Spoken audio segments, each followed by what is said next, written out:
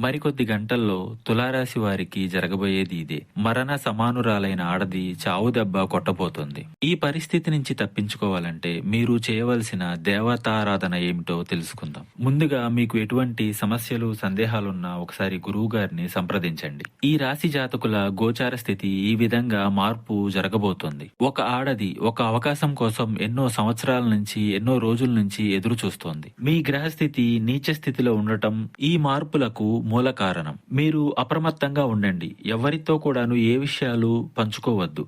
అలాగే మీరు మౌనంగా ఉండండి. ఆ యొక్క స్త్రీ మీ యొక్క బంధుమిత్రుల్లో ఉండొచ్చు, మీ సన్నిహితుల్లో ఉండొచ్చు, అలాగే మీ యొక్క సహోదరుల్లో కూడా ఉండవచ్చు. వారికి ఒక అవకాశం దొరుకుతుంది. మీ మనసుని మీ మాట వెన్నీయకుండా మీ మీద రుద్దేస్తారు. వారి నిర్ణయాలను మీ మీద రుద్దేస్తారు. తత్ఫలితమే మీరు సమాజంలో అబాసుపాలు కావడం, ఉన్నత అవకాశాలను చేజార్చుకోవడం, ధన నష్టం ఇంకా ఎన్నెన్నో జరుగుతాయి. మీరు ముందుగానే జాగ్రత్తగా ఉంటూ మీ ఆలోచనలను ఎవరితో పంచుకోకుండా జాగ్రత్తగా ఉండండి. వీలుంటే వెంటనే దేవాలయానికి వెళ్ళండి. పరమశివుని దర్శించుకోండి. పరమశివునికి మీ కష్టాలను విన్నవించుకోండి. తప్పక సమస్యల నుంచి బయటపడతారు. ఇంకా ఇతరత్ర ఎటువంటి సమస్యలు సందేహాలున్నా గురువు గారిని ఒకసారి సంప్రదించండి.